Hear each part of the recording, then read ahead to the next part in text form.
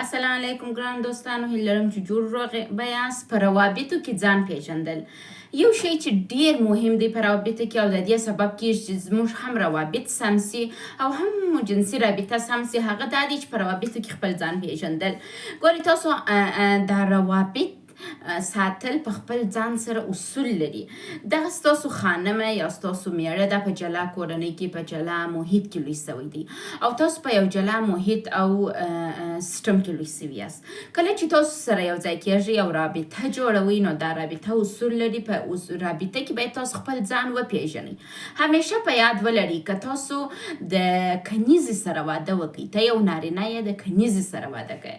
کله چې ته د یو کنیزې سره یا د مینځې سره واده کوي، دغه مینځه نور ستا میرمن ده، هغه نور ستا سره همسطحه ده، یعنې د ژوند سطحه مو سره یو شی ده. تاسو همیشه کوشش وکړئ کله چې واده کوئ نو یو بل ته په مساوي سترګه وګورئ او خپل ځان وپیژنئ. وایي که مو په روابطو کې خپل ځان ونه پیژندئ او یا مو فکر کوئ چې ستاسو میرمن در تاسو کمه ده یا ستاسو میړه تر تاسو کم دی، ستاسو روابط ګډوډ کیږي. یو شی چې ډیر مهم دی هغه دا دی چې په روابطو کې باید احسان ومنل سي. احسان منل یعنی څه ده؟ دغه ویډیو اصلي هدف دا دی وایي په روابطو کې خپل ځای ومنئ. یعنې وایي که تاسو په مشترک ژوند کې یو ښه کوئ، باید ستاسو د ژوند ملګري تاسو وهڅوي ولاشو ته، یعنې تاسو باید تشویق کړئ، ستاسو څه مننه ووایي.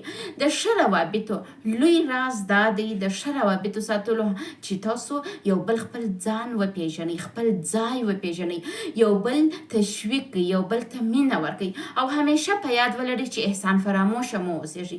که ستاسو سره یو نفر 100 وارې ښه کوي او یو وارې بد در سره کوي، تاسو یې 1000 وارې ښه مه غورځوئ چې یو وارې بد یې تر سترګو راولي. کوشش وکړئ چې خپل ځای وپیژنئ. احسان چې څوک در باندې کوي هغه احسان یې ومنئ، احسان فراموشي مه کوئ.